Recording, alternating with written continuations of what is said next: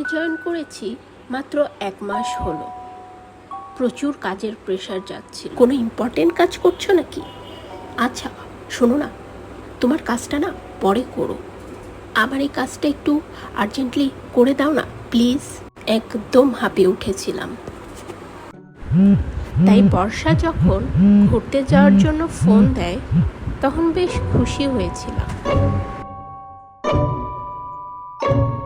কিরে বন্ধু, কেমন আছিস? আর কেমন, কাজের খুব প্রেশার যাচ্ছে।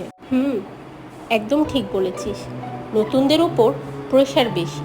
আমাকেই দেখ না। ঠিকই বলেছিস।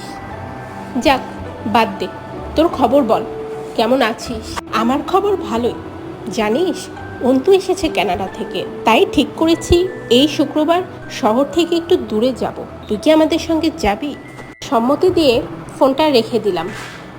মনটা ভালো হয়ে গেল। কাঙ্ক্ষিত দিনটি শেষমেশ এসেই পড়ল। যদিও শুক্রবারের সকাল থেকে বেশ জোরে সোরে বৃষ্টি পড়ছিল, তাও আমরা সবাই নির্ধারিত সময়ের আগেই ঠিক করা স্থানে পৌঁছে যাই। সবাই বেশ হাসি খুশি ছিলাম। অন্তুর গাড়ি করে আমরা রওনা দিলাম।